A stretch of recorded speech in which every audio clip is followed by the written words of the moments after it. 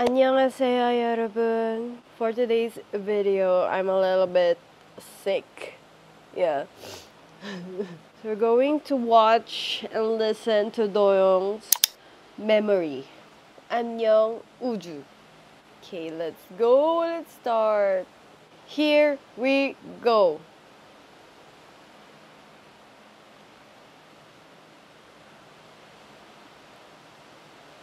It's also raining heavily today.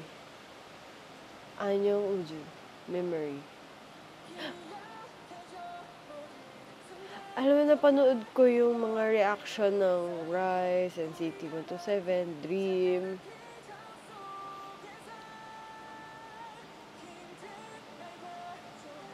Akala ko naglalag ako. Parang effect pala siya yata. Ayun o. Kasi nga, ini-erase yung memory.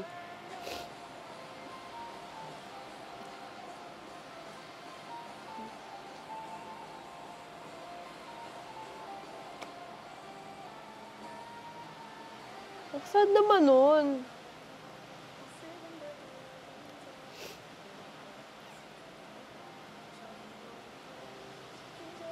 Oh.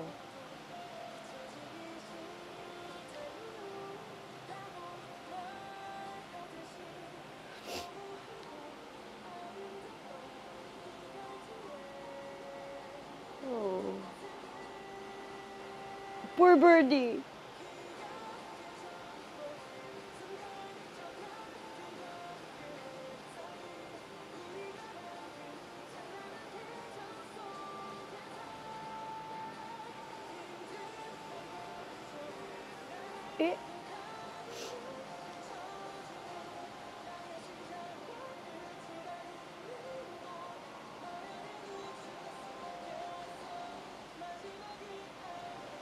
안녕. Hey!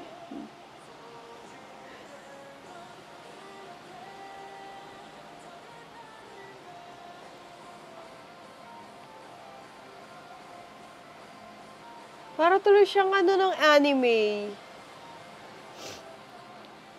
Wala na nangyayari.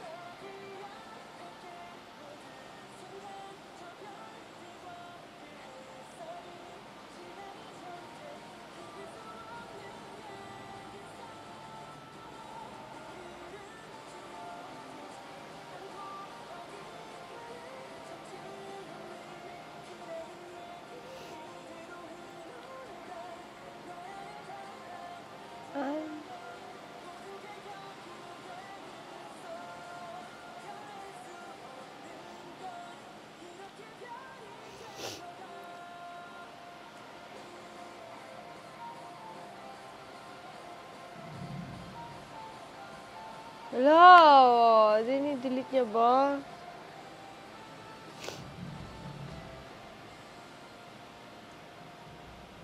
Aww. Way! Aww. Ang cute. Samoyed ba to?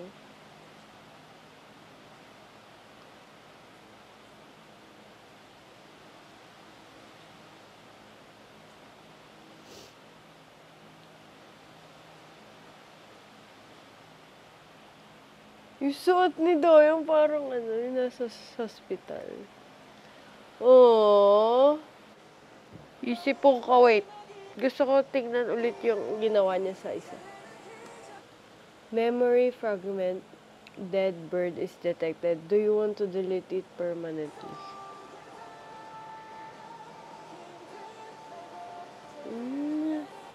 Aww. So that's Memory by Doyoung Oppa. For me, yung song, yung parang genre niya is still the same sa mga ni-release niya before. Same lang. Kasi gano'n naman talaga yung mga nire-release ni Doyoung. Kasi ayun din yung forte niya, diba? Alam mo, mag-hip-hop si Doyoung. Pero, why not for a change? Hip-hop na nga siya sa sa NCT eh, no? So, ngayon naman, ganyan. For his solo. So, this is... this is his comeback.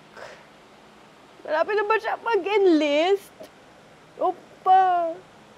And sa lyrics, ang ano niya, na parang I don't wanna be forgotten. Oh, shit!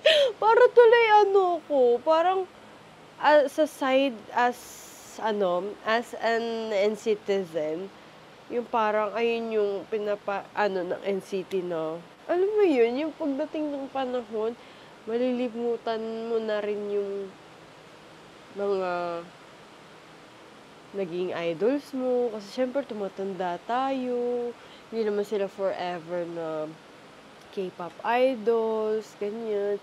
Tapos magkakaroon na rin tayo ng sarili. Ay! Hindi ko kayang kalimutan ng NCT.